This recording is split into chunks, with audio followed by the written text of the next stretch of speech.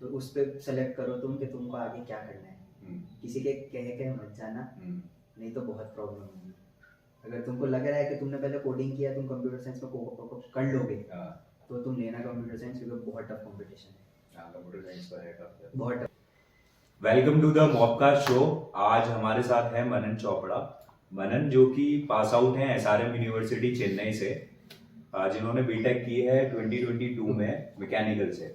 तो आज मनन अपने बारे में बताओ, कहाँ से आपने स्कूलिंग की और फिर एसआरएम यूनिवर्सिटी के अंदर कैसे आए?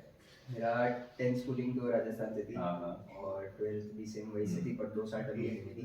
11th-12th में कोटा चला गया था फाउंडेशन कोर्स के लिए, जेई की तैयारी कर रहा था। तो 10th-12th में मेरी फर्जी स्कूल थी, पैसे देके पास हुए उसमें और कुछ नहीं किया हमने, पैसे खिलाए। उसके बाद एसआरएम में वही उसका पेपर होता है, एसआरएम का खुद का एसआरएम जेई करके एंट्रेंस प्राइवेट है उसका, एसआरएम जेई करके एग्जाम होता है। तो वो क्लियर करना पड़ता है। उस पर आपकी रैंकिंग आती है, उस बेसिस पे आपको शॉर्टलिस्ट करते हैं कि ये ब्रांचेज है आपके पास, इसमें से आप सेलेक्ट कर सकते हो कौन कौन सी ब्रांच लेनी है। अच्छा, एक तो ये तरीका है कि एसआरएम जेई करके एग्जाम दो, है ना? और कोई दूसरा जैसे किसी की जेई मेंस की रैंक है उसके बेसिस पे भी होता है क्या एडमिशन? एक ही तरीका है एडमिशन, उसका प्राइवेट ही पेपर रहता है पूरा। अच्छा, तो बेसिकली तू तो गुजरात से है ना, और स्कूलिंग राजस्थान में हुई है। फिर उसके बाद जब एसआरएम यूनिवर्सिटी गया चेन्नई में, वो चेन्नई में बिल्कुल साउथ पार्ट में, तो उस टाइम पे कैसा फील आया वहाँ पर चेन्नई पे? मतलब क्या क्या प्रॉब्लम्स आती हैं एक नॉर्थ इंडियन को? सबसे ज्यादा लैंग्वेज बैरियर बहुत रहता है। अच्छा, वहाँ नॉर्थ इंडियंस को इतनी प्रायोरिटी नहीं मिलती है। अच्छा, जनरली अगर आप सेंट्रल चेन्नई में रह रहे हो तो आपको कुछ प्रायोरिटी नहीं मिलेगी, तो डोमिनेंस रहता है साउथ वालों का वहाँ पे बहुत ज्यादा। अच्छा, मतलब जैसे हिंदी तो बहुत कम लोगों को आती, वहाँ जो क्लियरली हिंदी बोल पाए। आती सबको है, बोलते नहीं है वो, जानबूझ के नहीं बोलते। क्यों? अपनी लोकल लैंग्वेज पे बात करते हैं। दो चार बार गाली देके देखो अपना हिंदी निकलती है फिर वो हिंदी में ही बात करते हैं आपसे। अच्छा, तो आती सबको है, बट कोई प्रेफर नहीं करता वहाँ, वो अपनी लैंग्वेज को थोड़ा ज्यादा प्रेफर करते हैं। अच्छा, ये तो हुई इसकी बात, ठीक है। अब एसआरएम कॉलेज के बारे में अगर मैं कुछ वो करूं, रिसेंटली मैंने एक वेबसाइट में देखा था एसआरएम यूनिवर्सिटी के बारे में कि 250 एकड़ पे है वो आपका जो कॉलेज है, बहुत बड़ा कैंपस है। हाँ, जो वर्किंग एरिया है। हाँ, तो वैसे कैसा इंफ्रास्ट्रक्चर है अंदर से एसआरएम यूनिवर्सिटी? तो अंदर खाली इंजीनियरिंग नहीं है, इंजीनियरिंग, एमबीए, लॉ, एमबीबीएस और होटल मैनेजमेंट, बहुत सारे कोर्स है, बट मेजरली इंजीनियरिंग के लिए फेमस है वो।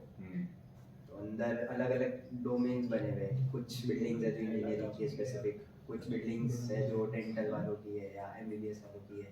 फिर 2 कैंपस है बेसिकली, एक मेन कैंपस है और एक जो पूरा मैकेनिकल साइड वाला कैंपस है। अच्छा, तो फर्स्ट ईयर में सब एक ही जगह पे रहते हैं, कुछ कॉमन सब्जेक्ट जो होते हैं सबके, तो वो मेन कैंपस में होता है। उसके बाद आपके स्ट्रीम के हिसाब से आपको ब्लॉक्स अलॉट हो जाते हैं कि अब से आपकी क्लासेस इधर लगेगी। अच्छा, तो एसआरएम में एमबीबीएस भी होता है क्या?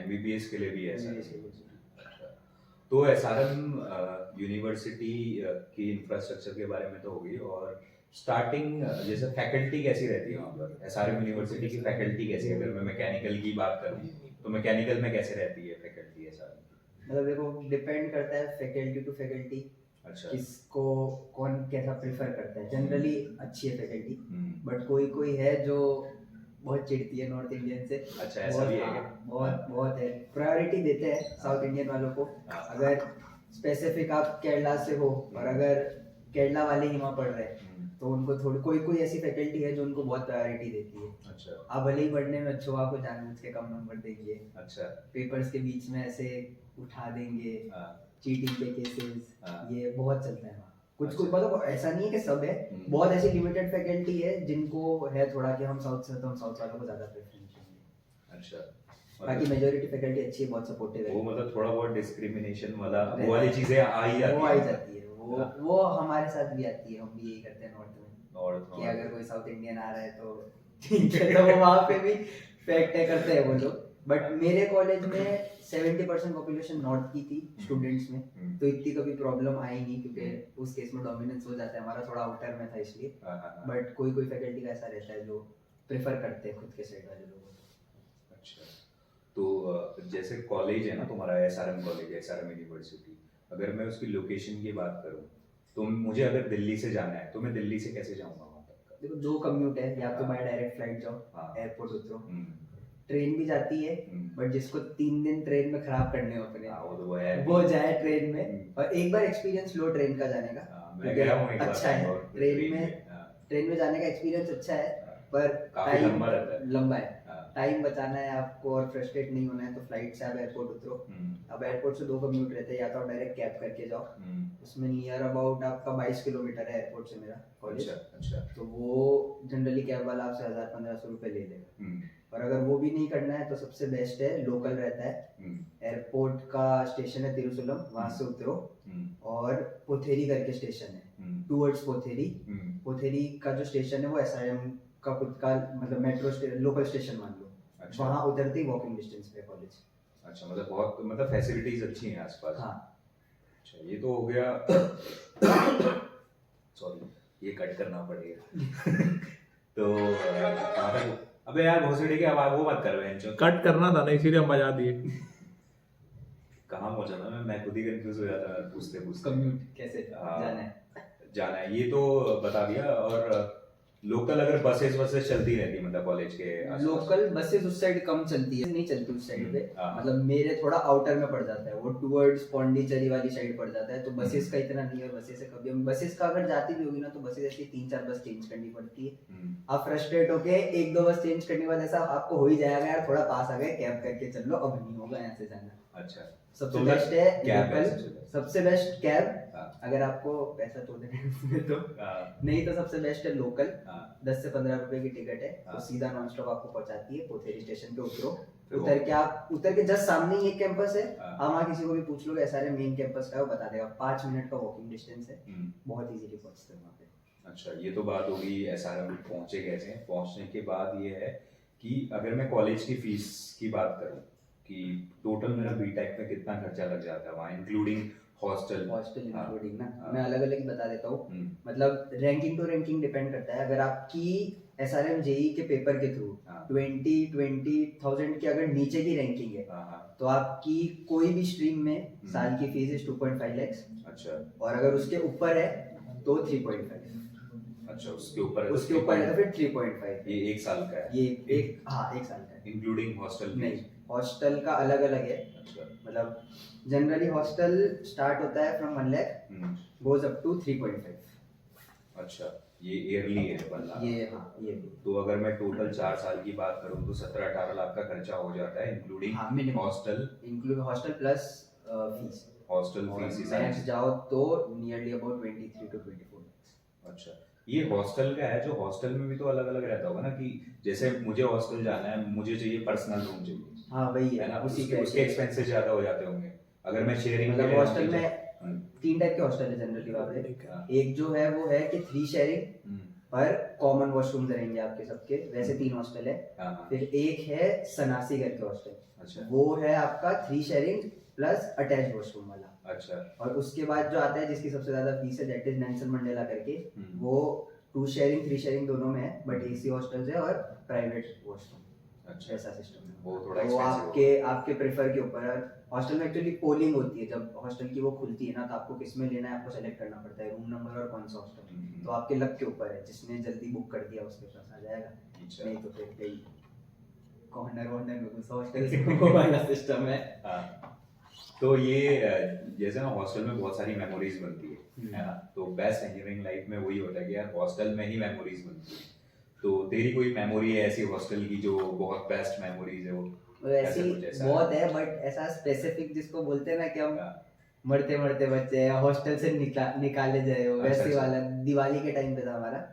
तो हम लोगों का मेरा प्लस पॉइंट ये था कि मेरे साथ मैं जिस हॉस्टल में था, मेरे 4th फ्लोर पे मेरे साथ बहुत सारे लोग थे जो कोटा से साथ में थे मेरे। हम लोग 15-16 लोगों का ग्रुप था। अच्छा, तो दिवाली पे हम लोग ऐसा थोड़ी बकचोदी कर रहे थे, लोगों के रूम के बाहर बम लगा के फोड़ रहे थे, और तो टेबल पे ऐसे रॉकेट रख के और हम कॉरिडोर में रॉकेट लगा रहे थे। और बाय लकीली हमारा वार्डन था हॉस्टल का, वो इतना सा वार्डन था वो। अच्छा, तो वो जनरली 4th फ्लोर पे चढ़ता नहीं था। उसकी हालत खराब हो जाती थी 4th फ्लोर तक चढ़ने में।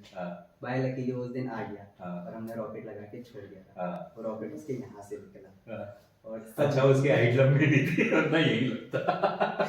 रॉकेट यहाँ से निकला, सब रूम में हाँ। भागे, पकड़ा उसने 2-4 लोगों को, हाँ। लेटर वेटर लिखवाया, घर पे फोन करवाया हाँ। कि रॉकेट वॉकेट लगा दी थी कॉरिडोर में, हाँ। ये सब हुआ। हाँ। एक तो इसमें फंसा हुआ हूँ, हम्म। दूसरा मेरी गलती भी नहीं थी, मैं उसमें फंसा। हमारे रूम खुले रहते थे, हाँ। तो हम लोग ऐसा रूम लॉक करके नहीं जाते थे, इधर उधर कहीं पड़े रहते थे या कुछ हाँ। हो जाता तो। हम्म। तो बाय लकीली उस दिन हॉस्टल में चेकिंग हुई हम्म। और कोई आके मेरे बैग के अंदर वीट डाल के चला गया। अच्छा। हाँ। तो उसने हमको पकड़ा। हाँ। अब हम लोग उस दिन रूम में हम लोग कम से कम 12 लोग, जिसमें से 8 लोग मेरे बाथरूम में माल फूके ने। हाँ। मेरे को पता भी नहीं है, रूम हाँ। बाहर से लॉक पड़ा है। हाँ। मैं रूम में घुसा और वो चेकिंग करने आ गया पीछे से। हाँ। उसमें भी उसने पकड़ा, हाँ। बट उसमें तो ठीक है, नहीं थी गलती, तो हम फिर लड़े उससे कि नहीं लिखेंगे लेटर, हाँ। ये करेंगे वो करेंगे। फिर उस दिन रात को उसको दोस्तों ने सेटल किया, खंबा पकड़ाया उसको नीचे। भाई ये तो होता ही है, वार्डन को खुश रखना पड़ता है। चुपचाप जाके हाँ। कि कौन सी पियोगे आप, हाँ। खंबा वंबा पकड़ाया उसको, हाँ। थोड़ा मैटर ठंडा किया उसके बाद। हाँ। नहीं तो उस दिन सब हॉस्टल से बाहर होते, हाँ। फिर हमको फ्लैट ढूंढना पड़ता कहीं पे रुकने के लिए। तो मतलब ये अच्छा, तेरा तो मैटर उधर ही खत्म हो गया, मतलब घर मतलब तक मेरा बात तो नहीं था ही नहीं उसमें कुछ, तो बच गए, बट जिनका था उनके घर पे फोन किया उसने। अच्छा। फिर बाद ऐसा में फिर सीसीटीवी फुटेज भी निकलाई उसने हम्म। कि किसका रूम था, क्या था, कौन आया रखने, और तो उससे बच गए थे फिर हम लोग। अच्छा, ये तो होगी हॉस्टल की मेमोरीज, बहुत नहीं तो उसी बहुत डार्क थी। नहीं तो नहीं, वो फर्स्ट ईयर की बात है, सेकंड सेमेस्टर की, नहीं तो उसी टाइम में घर होता। अच्छा, ये तो हो गया। अब मेन ये है कि जैसे ही तू फर्स्ट ईयर पे गया ना इंजीनियरिंग के, तो बहुत सारी एक्सपेक्टेशन होती है यार कॉलेज से भी कि तुम नया नया 12th के बाद गए होते हो, ठीक है। तो तेरा कैसा एक्सपीरियंस था first year in SRM university? मतलब फर्स्ट ईयर को ओवरऑल स्टार्टिंग डेज, मतलब फर्स्ट 1-2 दिन हो रहे तुझे, उस टाइम पे कैसा फील हुआ? तो स्टार्टिंग के डेज पे तो ऐसा होता है ना कि अब थोड़ा नर्वसनेस? हाँ, नर्वसनेस आती है ना कि अब आप आए हो, कहाँ जाना है, किससे पूछो, और फिर ऊपर से नई जगह होती है ना, नॉर्थ से आप साउथ जाते हो, आप ऐसे लैंग्वेज बैरियर आ जाता है सबसे पहले तो। उसके बाद आपको पता है कि कहीं ना कहीं रेसिज्म चलेगा आपके ऊपर, नॉर्थ वाले हो आप तो पूछने में भी थोड़ा ऐसा हेजिटेशन होता है कि किसको पूछूं, क्या करना है। बट ओवरऑल मेरी फैकल्टी अच्छी थी, बहुत सपोर्टिव थी, तो कभी ऐसी प्रॉब्लम आई नहीं। और हमारे साथ जो ग्रुप में एक बंदा था वो प्रॉपर लोकल था, बट उसकी फैमिली बहुत टाइम से दिल्ली से है, तो उसको लोकल लैंग्वेज आती थी, तो उसका सहारा ले लेके तू बात कर तू कर, तो वैसे बच गए, तो बहुत स्मूथ निकला था हमारा। बट आती है लोगों को प्रॉब्लम थोड़ी बहुत लैंग्वेज में। तो ये तो हो गई फर्स्ट ईयर की बात। अब मनन पहुंच गया है 4th ईयर, ठीक है, फाइनल ईयर पे पहुंच गया, 3rd ईयर 4th ईयर में। तो अब कैसा फील आया as a senior? Now Manan is senior, तो उस टाइम पे क्या फील था? क्योंकि तुम्हें ऑलरेडी 2-3 साल हो गए कॉलेज के, तो उस टाइम पे कैसा फील आता है? मेरे पास उस केस में थोड़ा अपर हैंड था क्योंकि मेरा बड़ा भाई सेम कॉलेज में था 3rd ईयर में, जब मैं फर्स्ट ईयर में था। अच्छा। तो मेरी थोड़ी बहुत सीनियर से बनने लग गई थी फर्स्ट ईयर के बाद में। तो एक वो थोड़ा आता है ना कि बस सीनियर की बैक है आपके पास, तो आप कुछ भी कर सकते हो कॉलेज में। बट 3rd ईयर तक फिर भी था, मतलब जो भी जा रहा है ना अगर कॉलेज में, तो फर्स्ट और 2nd ईयर पढ़ भी लो, मस्ती भी कर लो, बट थोड़ा पढ़ाई पे फोकस करना, क्योंकि फर्स्ट 8 सेमेस्टर अगर आपने सीजीपीए सेट कर लिया तो फिर आप 3rd 4th ईयर में कुछ भी करो इतनी नहीं गिरती सीजीपीए। वहाँ का सीजीपीए सिस्टम ऐसा है कि फर्स्ट 4 सेमेस्टर में आप सेट कर लो सीजीपीए, उसके बाद आप 3rd 4th ईयर में थोड़ा कम भी करोगे या एवरेज से भी निकलोगे ना, तो सीजीपीए थोड़ी कम गिरती है। और 4th ईयर में सब्जेक्ट नहीं होते हमारे, 4th ईयर के लास्ट जो 2 सेम होते हैं 7th और 8th, उसमें 7th में माइनर प्रोजेक्ट चलता है पूरे टाइम। अच्छा। और 8th में मेजर प्रोजेक्ट चलता है, 0 सब्जेक्ट होते हैं। मतलब लास्ट ईयर तुम्हारा सिर्फ प्रोजेक्ट, खाली प्रोजेक्ट है, तो कॉलेज जाना भी कम रहता है। 7 सेमेस्टर रहो कॉलेज, माइनर प्रोजेक्ट के लिए करना पड़ता है तुमको, क्योंकि तुमको हर एक फैकल्टी अलॉट होती है उसमें कि ये फैकल्टी के अंडर तुमको प्रोजेक्ट करना है, तो तुमको अपना प्रोजेक्ट बताना होता है कि हम ये प्रोजेक्ट करेंगे, और उसके बेसिस पे तुम्हारी नंबरिंग होती है पूरी, इंटरनल और प्लस फाइनल। और मेजर प्रोजेक्ट में तुम्हारा ऐसा रहता है, या तो तुम अपना माइनर प्रोजेक्ट ही कंटिन्यू करके कुछ पेटेंट के उसमें चले जाओ, या कुछ ऐसा कर लो जो वर्किंग मॉडल हो, और या फिर तुम पूरा थीसिस पे करो। तो मेजर प्रोजेक्ट में जनरली तुम घर से रह के कर सकते हो, फैकल्टी के साथ टच में रहो। और लास्ट फाइनल इवैल्यूएशन होता है, तो उसमें तुम्हारा 8 दिन कॉलेज फिक्स करती है 4th ईयर वालों के लिए, खाली 4th ईयर ही वर्किंग रहेगी 8 दिन में। अच्छा। तो उसमें स्लॉट्स मिलते हैं तुमको, मेजर प्रोजेक्ट तुमको तुम्हारा प्रेजेंट करना होता है कि अब हमने ये किया, उस पे बेसिस पे इवैल्यूएशन होता है। अच्छा, मतलब लास्ट ईयर तुम्हारे लिए पूरा फ्री रहता है, अनलेस एंड अनटिल तुम्हारी बैक ना लगी तो फिर पेपर देने जाना पड़ता है।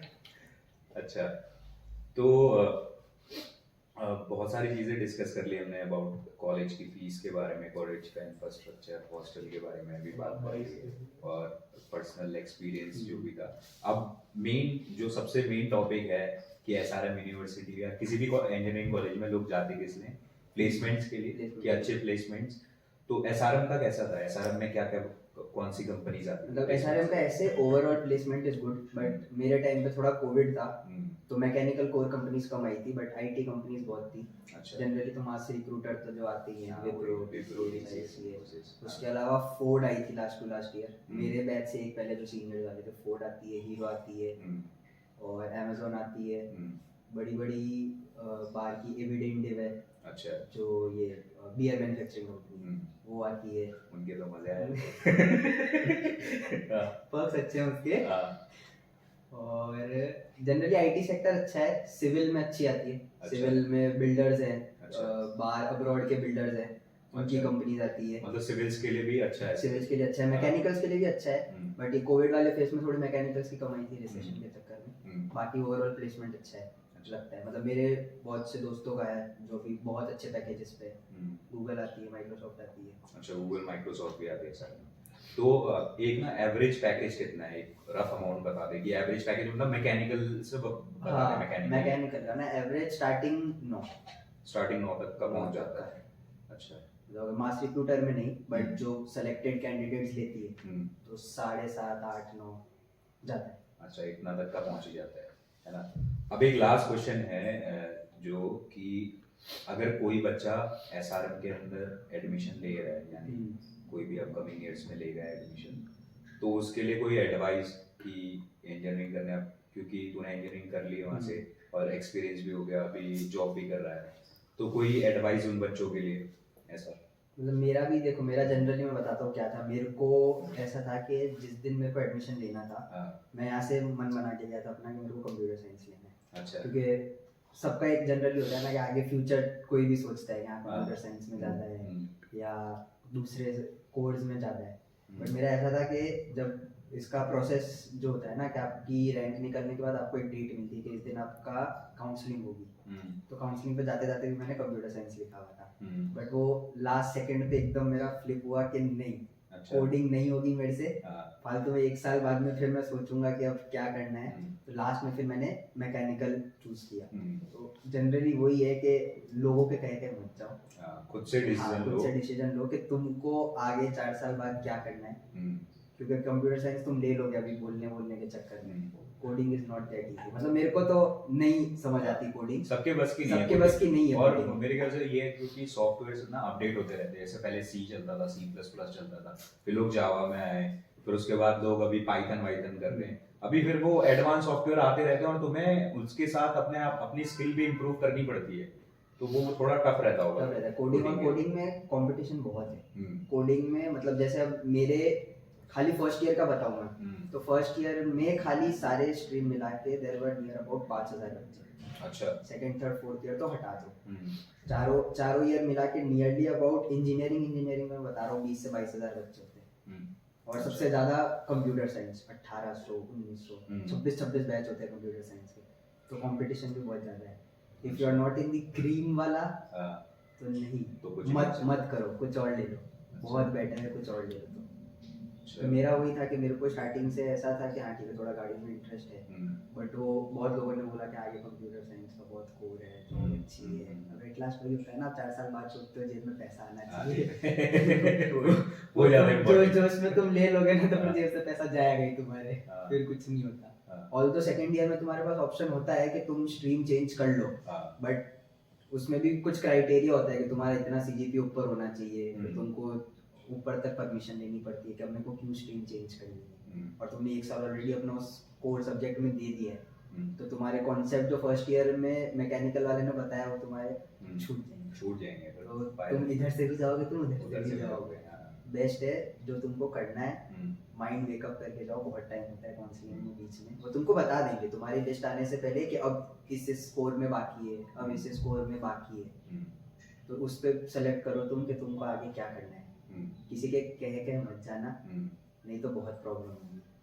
अगर तुमको लग रहा है कि तुमने पहले कोडिंग किया, तुम कंप्यूटर साइंस में कर लोगे, तो तुम लेना कंप्यूटर साइंस, क्योंकि बहुत टफ कंपटीशन है। हाँ, कंप्यूटर साइंस तो है काफी। बहुत टफ कंपटीशन है। लोग सोचते हैं आईटी हमें इजी लगता है कि यार ठीक है लैपटॉप में लगा इजीली हो जाता है। लोगों को लगता है ना आईटी सेक्टर में पैसा, आईटी की लाइफ अच्छी है, तुम वही नहीं नहीं। आएगा ना तुम साल भर बाद में कंपनी धक्के मार के बाहर निकाल देगी तुमको। वही पहले स्टार्टिंग में जब मैंने भी कोडिंग सीखी हाँ। वो print hello word Print hello world, print hello हमें तो world, आती coding a plus b a minus b बस उतना ही आता है मेरे को भी, आज भी उतना ही आता है, उससे ज्यादा नहीं आता मेरे को। चलो ये तो बात हो गई इसकी। अब लास्ट क्वेश्चन है मेरा। 4 साल की इंजीनियरिंग होती है, ठीक है, हर जगह सोशल मीडिया हर सारी जगह पे ये होता है कि यार इंजीनियरिंग करना बच्चों का खेल नहीं है, क्योंकि बहुत सारे असाइनमेंट्स हाँ। क्विज होते हैं, प्रोजेक्ट्स होते हैं तुम्हारे, तुम्हें इंटर्नशिप करनी होती है, तुम्हें फिर एग्जाम्स देने होते हैं, मिड सेमेस्टर चल रहा है, सेमेस्टर चल रहा है, मतलब तुम्हारे ऊपर बहुत ज़्यादा वर्कलोड होता है एज ए इंजीनियर, तुम बहुत सारी चीज़ें होती हैं।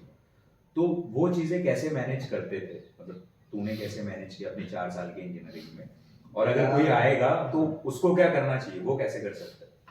देखो मेरे कॉलेज में ऐसा था ना कि फर्स्ट ईयर में और सेकंड ईयर के जो थर्ड सेमेस्टर है तब तक सब्जेक्ट बहुत होते थे हमारे। अच्छा। मतलब फर्स्ट ईयर में मेरा ऐसा था कि 8 से 9 सब्जेक्ट थे फर्स्ट ईयर के फर्स्ट सेम में। हाँ। फिर सेकंड सेम में मेरे वापस कोई 8 सब्जेक्ट, थर्ड सेम में 11 सब्जेक्ट। तो प्रैक्टिकल प्लस थ्योरी मिला के, अब मेरा तो हमारा तो ऐसा होता था ना कि ठीक है जो क्लास में पढ़ा वो स्टार्टिंग में सबको जोश होता है ना, क्लास से आके शाम को रिवाइज करेंगे रोज करेंगे वो हफ्ते भर का जोश रहता है। उसके बाद मैं ऑनेस्टली बता रहा हूँ, मतलब इतना जो लोग कहते हैं ना हवा बना के रखा है कि अरे कॉलेज में रोज नहीं पढ़ा, अगले सेमेस्टर में क्या करोगे। हम मैथ्स के फाइनल सेमेस्टर में एक रात पहले पढ़ के गए, रट्टा मार के उल्टा स्टेप कि अगर ये क्वेश्चन आ गया तो आंसर पहले लिखना है, फिर उल्टा रिवर्स में कैसे जाना है उसका मेथड लिख के। तो इतना कुछ वो नहीं है, कोप अप टाइम के साथ होता है। फर्स्ट सेमेस्टर तो ऊपर ऐसा बहुत प्रेशर होगा, अरे यार पढ़ाई नहीं हो रही, घर चला जाता हूँ, घर वाले क्या बोलेंगे, रिजल्ट नहीं आया तो। मेजॉरिटी 3 इंटरनल होते हैं हमारे, CT1 CT2 CT3 करके साइकिल टेस्ट, और फिर मेन होता है। सीटीज में तुम अच्छा स्कोर कर लो तुम्हारा सेट हो जाता है, और फाइनल्स में तुम मिनिमम से जितना भी तुम्हारा ऊपर स्कोर आता है ना, फिर वो तुम्हारा CGPA सेट करता है। अच्छा। तो इतना लोड लगता नहीं है। लोग बहुत लेते हैं कि हाँ अरे लोड आ गया, इतने सब्जेक्ट्स आ गए एक साथ, वो आ गया। जनरली थोड़ा रिवाइज करके रखो, और टीचर्स इतने सपोर्टिव है कि वो थोड़ा बहुत हिंट दे देते हैं पेपर से पहले कि ये आएगा, ये आ सकता है, इंपॉर्टेंट क्वेश्चंस है।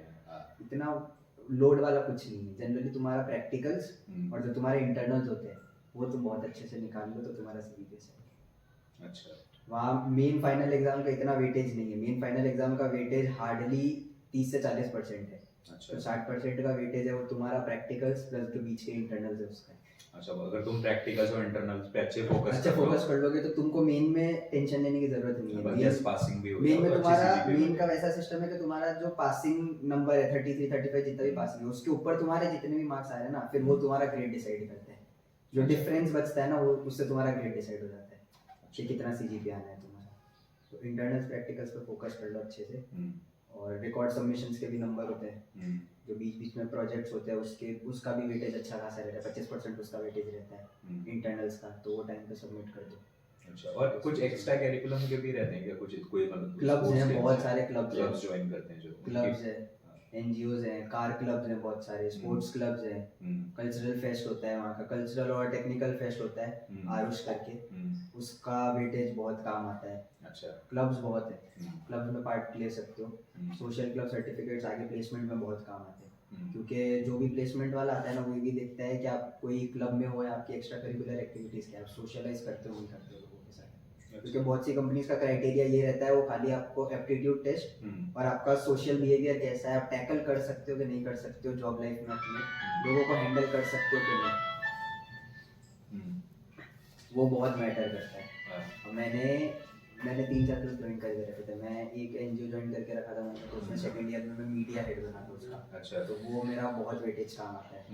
प्लस तुम्हारा थर्ड ईयर के बाद तुम्हारे पास ऑप्शन रहता है इंटर्नशिप का।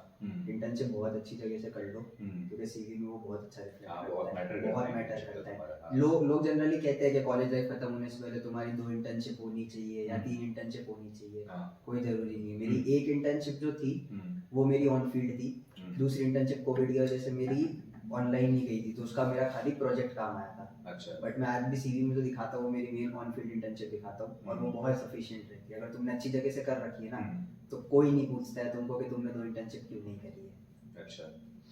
मतलब वो बहुत मैटर करता है इंटेंशन। आपको इंटर्नशिप मैटर करती है, आपकी एक्स्ट्रा करिकुलर एक्टिविटीज मैटर करती है। कॉलेज में तो हर कोई पास हो जाएगा, हम भी कॉपी करके ही पास हुए। कोविड के टाइम पे गूगल फॉर्म पे टाइप कर करके क्वेश्चन कॉपी कर करके हम भी वैसे ही निकले।